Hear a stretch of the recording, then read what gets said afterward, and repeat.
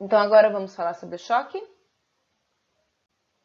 O choque é um colapso circulatório caracterizado por uma hipotensão significativa.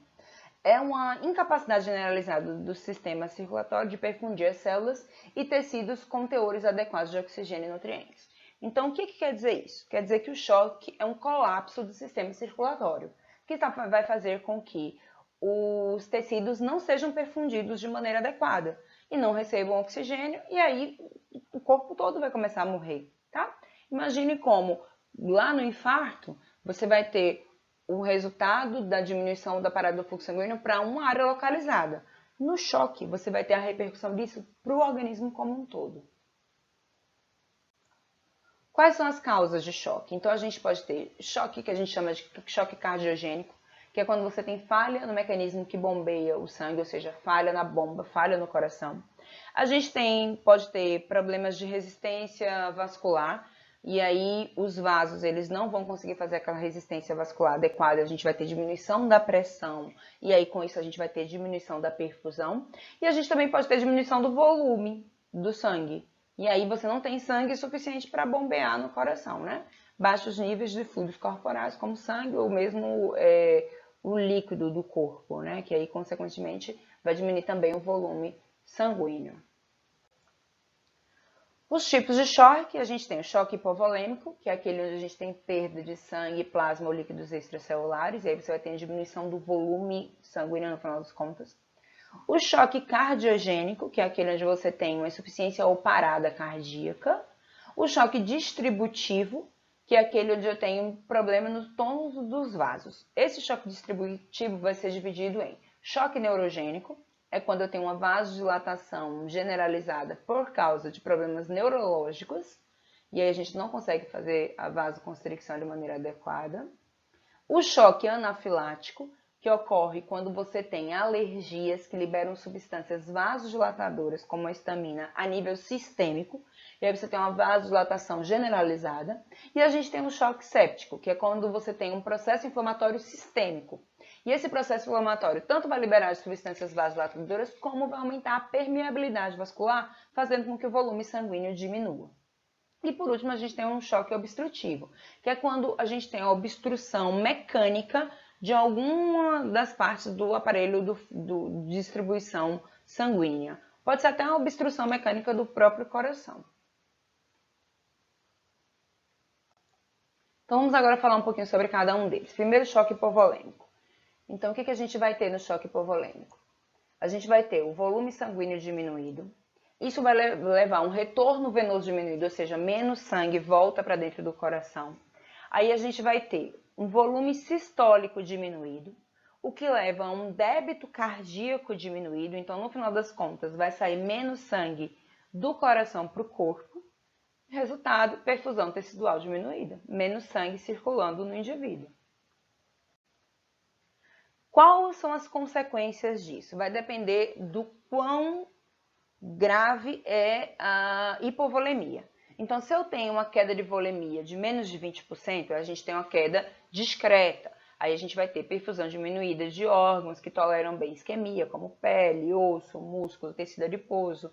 Isso vai levar o indivíduo a manifestar sudorese fria, palidez, taquicardia postural, hipotensão postural, sensação de frio.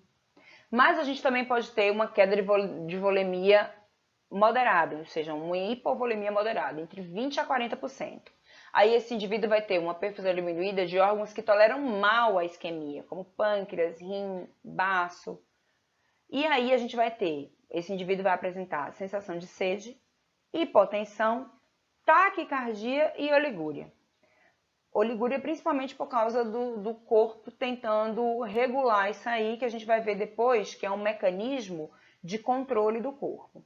E queda da volemia grave, que é quando a gente tem mais de 40% da diminuição do volume sanguíneo, e aí você vai ter perfusão diminuída para cérebro e coração. E aí as consequências, né, são fatais.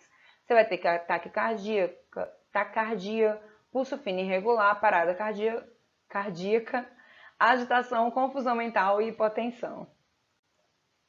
O choque cardiogênico. No caso do choque cardiogênico, a gente vai ter contrabilidade diminuída, cardíaca, então o coração ele não vai estar batendo tão bem. Isso vai levar a um débito cardíaco e volume sistólico diminuídos. Consequentemente, a gente vai ter congestão pulmonar, porque o sangue vai ficar retido no pulmão e não consegue voltar de maneira adequada para o coração para ser mandado para a circulação sistêmica. Vai ter uma perfusão tecidual sistêmica diminuída, porque menos sangue vai conseguir. O sangue não está saindo com força do coração, então ele não consegue ter pressão para ir nas artérias e voltar nas veias. Resultado, a gente vai ter perfusão diminuída da artéria coronária também, né? Já que a gente precisa dessa circulação sistêmica para que o coração seja oxigenado. E isso faz com que a situação do coração piore ainda mais. Então, você vê que é um ciclo que só tende a piorar, né? Até que o coração pare.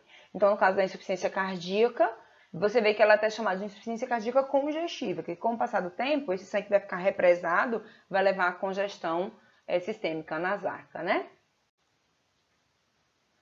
O choque cardiogênico, quais são os sinais, os sintomas? A gente vai ter uma cardiopatia, óbvio, já que a origem vai ser no coração. Vai ter dispneia, um mínimo esforço, cansaço, ortopneia, já que a gente está com problema cardíaco. Hipotensão, vasoconstricção, oligúria.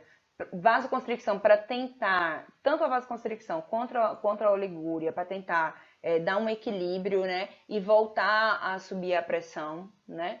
Então, é um mecanismo de compensação, o corpo está tentando compensar. O edema intenso em membro inferior e, eventualmente, o edema generalizado. Pressão venosa central elevada. Distensão das veias do pescoço, justamente por causa dessa hipertensão venosa jugular, né? Já o choque distributivo, vai acontecer uma vasodilatação generalizada. Como eu falei para vocês, no caso do choque distributivo, isso pode acontecer no choque neurogênico, onde a gente tem um problema nervoso, e aí por causa da deficiência de inervação, a gente não tem vasoconstricção e não tem resistência vascular periférica. No choque anafilático, por causa da liberação dos mediadores, principalmente a histamina. No choque séptico, por causa da inflamação generalizada, que tanto vai ter vasodilatação como vai ter aumento da permeabilidade. Então, vasodilatação, má distribuição do volume sanguíneo, retorno venoso vai ficar diminuído. E já que o retorno venoso está diminuído, você vai ter um volume sistólico diminuído, débito cardíaco diminuído e perfusão tecidual diminuída. Então, você observe que o problema de eu ter uma resistência vascular periférica diminuída leva também a um débito cardíaco diminuído. Então, né, uma coisa leva a outra e esse indivíduo vai acabar entrando em choque. No choque neurogênico, vamos falar agora especificamente de cada um deles, você vai ter perda do tônus vascular por causa de lesão do sistema nervoso central, vai ter diminuição acentuada da resistência periférica, como eu falei anteriormente, e diminuição acentuada do retorno venoso, tudo aquilo que a gente já explicou. Diminuição do débito cardíaco e da pressão arterial. Já no choque anafilático, ele vai ser resultado de uma reação antígeno-anticorpo mediada por IgE, por anticorpo do tipo E, né? Na superfície dos mastócitos e basófilos, resultando na liberação de aminas vasoativas, como a histamina, que causam colapso vascular com vasodilatação sistêmica. Então, eu tenho lá os meus mastócitos, eles são ativados, justamente por causa dessa reação antígeno-anticorpo, liberam a histamina é vasodilatadora, só que ela está sendo liberada a nível sistêmico, vasodilatação generalizada. O resultado disso vai ser diminuição da resistência vascular periférica, com consequente diminuição do débito cardíaco, diminuição da pressão arterial, né?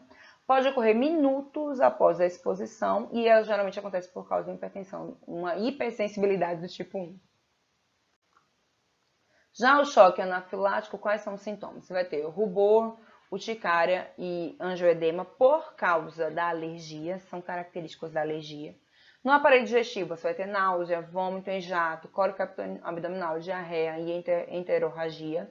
No aparelho respiratório, vai ter prurido, congestão nasal, espirro, edema de glote, tosse seca, dispneia, sibilância, hipóxia, insuficiência respiratória. No sistema cardiovascular, taquicardia, hipotensão, choque, arritmia e insuficiência coronariana. Lembre que a insuficiência coronariana vai ser por causa de uma consequência da vasodilatação periférica, né? Vasodilatação nos vasos do corpo, de uma maneira geral.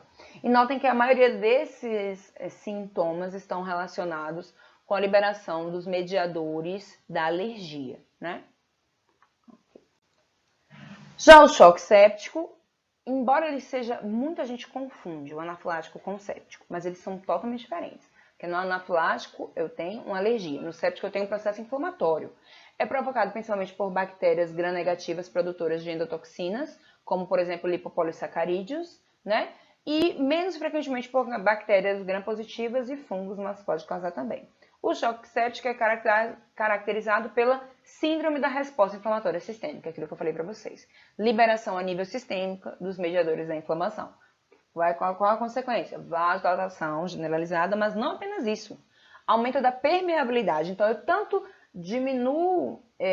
tenho vasodilatação, diminui a resistência vascular periférica, mas eu faço com que o líquido escape para o tecido. Então, eu tenho diminuição da volemia também, né? Aqui está mostrando isso, ó. Então, eu tenho os produtos microbianos ativando o sistema imunológico e levando a consequências sistêmicas. A gente vai ter trombose, porque a gente vai aumentar os fatores pró-coagulantes e diminuir os anticoagulantes.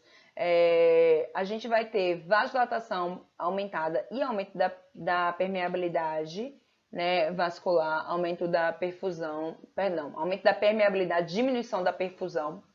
A gente vai ter os efeitos sistêmicos característicos da inflamação, como febre, né, contrabilidade do miocárdio reduzida, né? E a gente também vai ter o processo de imunossupressão. O resultado disso é uma falência múltipla de órgãos, que é característica do choque séptico. Quais são os sintomas e sinais, né, clínicos? Infecção ativa com febre, taquicardíaca, pressão arterial no começo é normal, tá? E ataque apneia, vasodilatação cutânea e veias do pescoço, nesse caso, vai entrar normal, não vai ter aumento da pressão da jugular, como a gente tinha visto em outros casos. Tá, mas seja qual for o tipo de choque, ele vai ter 3 estágios. Primeiro é o estágio compensatório, que é uma fase não progressiva inicial, durante a qual os mecanismos compensatórios reflexos, eles são ativados e a gente vai ter a repercussão garantida para esses órgãos vitais no começo, e aí nesse começo não tem muito sintoma de choque. Depois a gente vai ter a fase progressiva, que é caracterizada por uma hipoperfusão tecidual e o início do agravamento do desequilíbrio circulatório e metabólico, o que vai incluir a acidose lática também, né? E por fim, a gente tem a fase irreversível, que acontece quando a gente já tem lesão em órgãos vitais. Então, a fase irreversível vai acontecer, vai se estabelecer após o organismo ter sofrido lesão celular e tecidual tão intensa que mesmo se os efeitos hemodinâmicos fossem corrigidos, a sobrevivência não seria possível, esse indivíduo vai vir a óbito, mesmo que a gente restaure o fluxo sanguíneo normal. Essa é a bibliografia dessa aula. Qualquer dúvida, entre em contato comigo. Beijos, tchau!